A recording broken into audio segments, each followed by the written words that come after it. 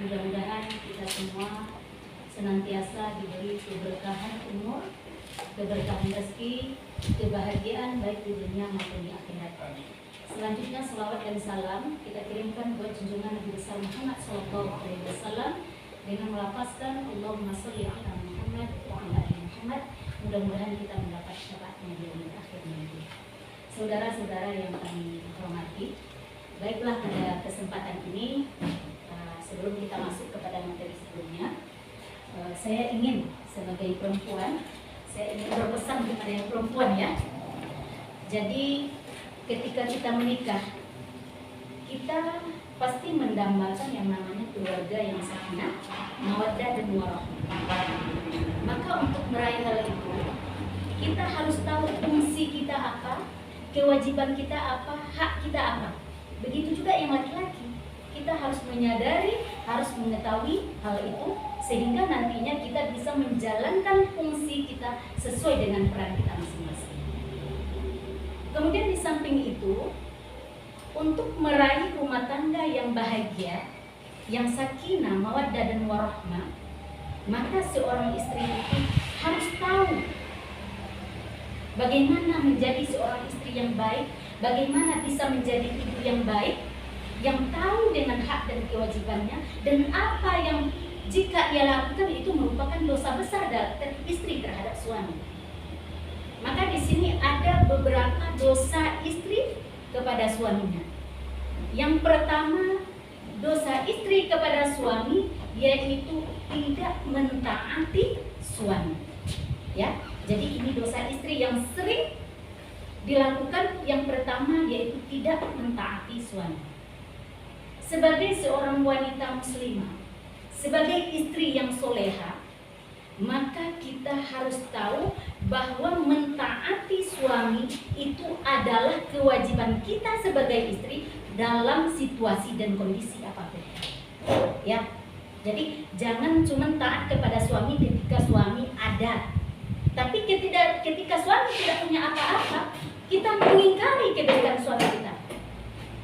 Jadi ini kuncinya kalau ingin kita itu masuk surga, harus taat kepada suami. Ya, harus tahu itu. Karena Rasulullah mengatakan bahwa wanita itu ada yang dirindukan oleh surga. Bukan kita yang merindukan surga, tapi surga yang merindukan kita. Jadi begitu Allah memuliakan wanita itu. Syaratnya apa? Yang pertama, apabila wanita itu melaksanakan sholat yang lima waktu. Idza sholati mar'atu khamsaha, yaitu mengerjakan sholat yang 5 waktu. Lalu yang kedua, wasomat syahraha, yaitu berpuasa sebulan di bulan Ramadan. Yang ketiga, wahafizat farjaha, menjaga kehormatan atau menjauhkan dirinya dari perbuatan zina, dari perbuatan maksiat. Lalu yang keempat, wa ata'at zaujaha, yaitu taat kepada suaminya. Maka wanita yang seperti inilah yang dirindukan oleh surga. Maka kita harus tahu, jangan sampai kita tidak taat kepada suami.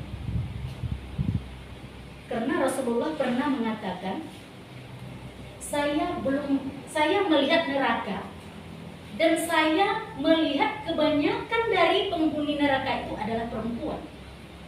Maka Rasulullah ditanya, kenapa ya Rasulullah penghuninya kebanyakan perempuan? Rasulullah mengatakan, karena kebanyakan wanita itu adalah kufur. Lalu ditanya, apakah mereka kufur kepada Allah? Tidak, kata Rasulullah, tapi mereka kufur kepada suaminya. Jadi wanita itu banyak yang tidak taat, banyak yang mengingkari kebaikan yang dilakukan oleh suaminya. Lalu yang kedua, dosa seorang istri kepada suami, yaitu menuntut kesempurnaan. Jadi sebelum menikah, yang perempuan, baik laki-laki, perempuan, harus menyadari bahwa tidak ada manusia yang sempurna. Ya, tidak ada manusia yang sempurna. Jadi jangan pernah seorang istri menuntut suaminya harus sempurna. Ketika suaminya melakukan suatu kebaikan tidak sesuai dengan apa yang dia inginkan, akhirnya dia mengatakan, tidak ada suatu kebaikan yang saya lihat dari dirimu.